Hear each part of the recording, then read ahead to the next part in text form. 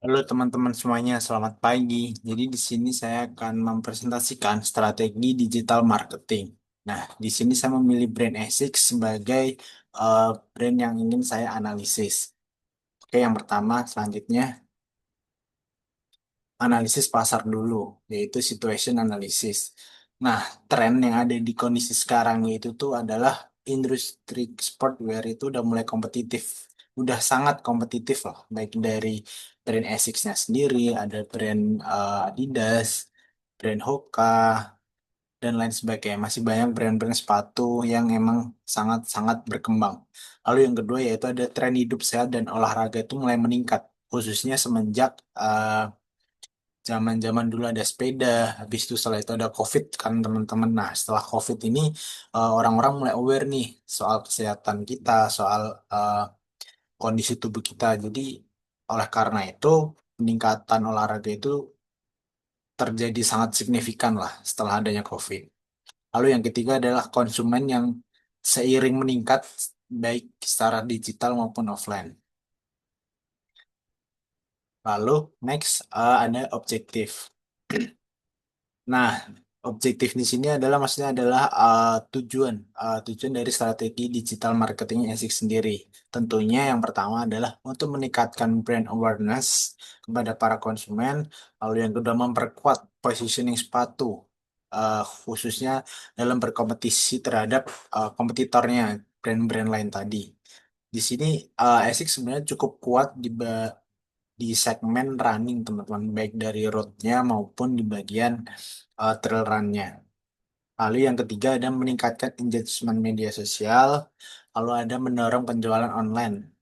Seiring dengan poin-poin yang di atas tadi, sudah pasti otomatis penjualan itu pasti akan meningkat.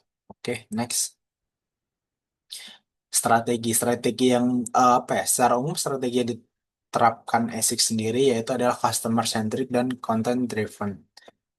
Jadi ASICS ini di sini menggait konsumer-konsumer baru, baik dari yang emang dia udah apa ya FOMO ataupun dia emang udah olahraga yang lama gitu teman-teman.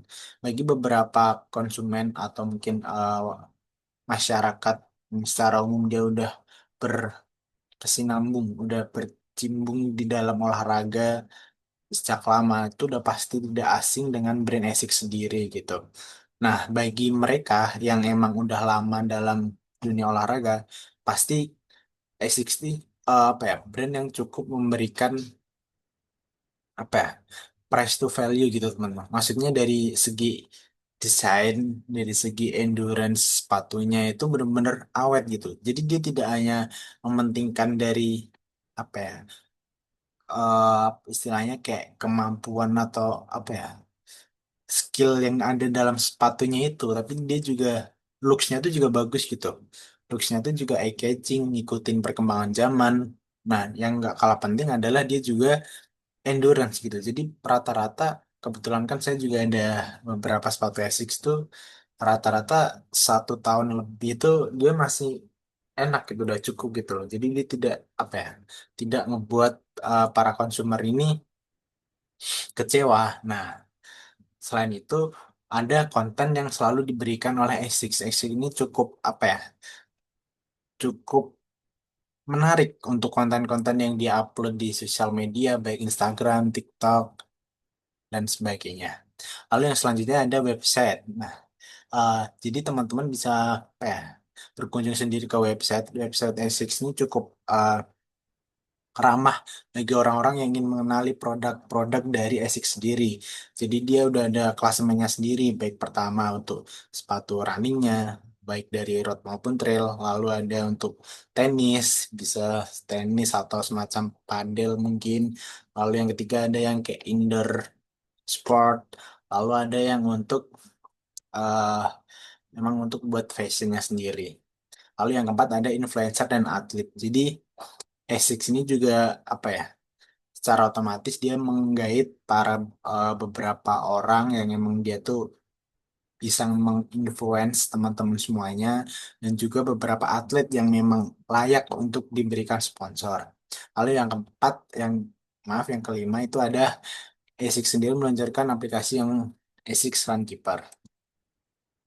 Lalu next taktiknya yaitu yang pertama tentunya untuk mengupload dalam sosial media itu ada konten-konten edukatif, khususnya misalkan tips lari agar lebih efisien dan efektif, bagaimana positioningnya dia ketika apa ya memberikan dorongan ketika mereka jatuh tertumpu itu baiknya itu dari forefoot atau mungkin dari kaki belakang dan sebagainya. Lalu ada dari pencegahan cedera sendiri agar teman-teman tuh juga apa ya aware jangan sampai olahraga tapi dia mengesampingkan bahwa ketika olahraga kita ada yang salah tuh pasti bakal ada cedera. Lalu yang kedua ada storytelling. Nah, storytelling dari atlet sendiri, dia memberikan apa ya, semacam testimoni khususnya, apalagi kan atlet udah pasti tips larinya udah pasti benar, formnya udah pasti baik, olah apa ya, eh, latihannya udah pasti rutin, udah beda lah dengan kita-kita yang hanya rekreasional ini. Nah, dari situ atlet juga memberikan apa ya, semacam testimoni kepada teman-teman semua bahwa Essex ini eh, memberikan kenyamanan, memberikan dan lain sebagainya hal-hal positif ini untuk bisa mendukung saya sebagai atlet yang eh, siap bertempur menjuarai beberapa kompetisi. Nah gitu teman-teman. Apalagi kita yang hanya sebagai rekreasional. Lalu yang kedua ada influencer.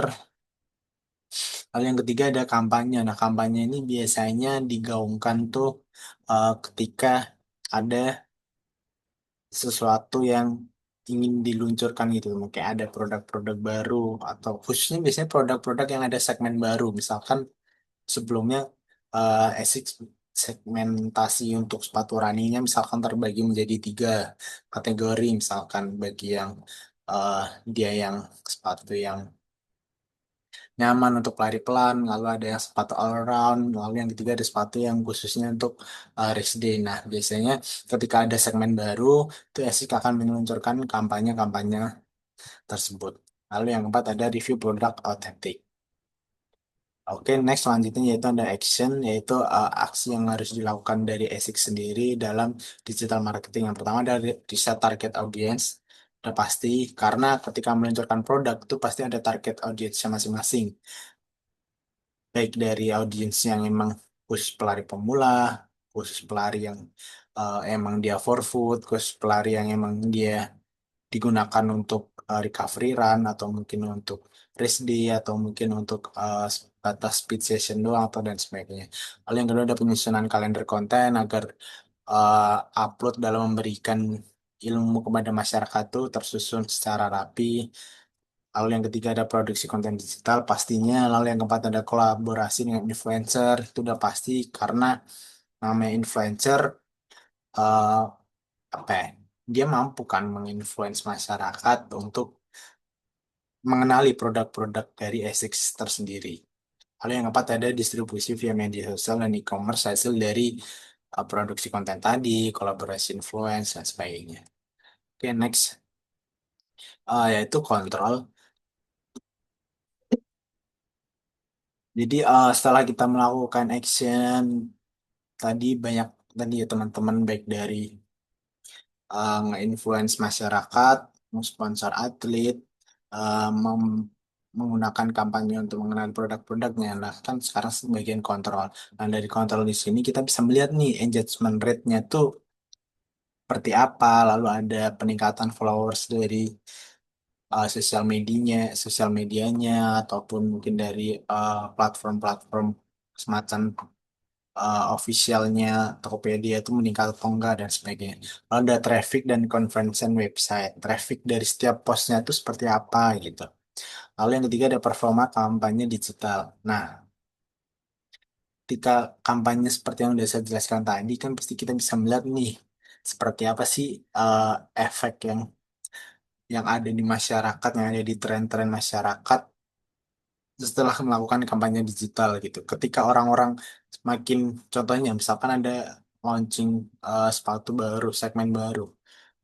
Ketika kita sudah melakukan kampanye dan ternyata masyarakat semakin apa ya, menunggu-menunggu nih produknya itu seperti apa. Nah, itu berarti performa dari kampanye digital itu meningkat positif lah sesuai dengan tujuannya. Lalu ada tools-tools yang digunakan tuh bisa dari Google Analytics, Social Media Insight, dan sebagainya.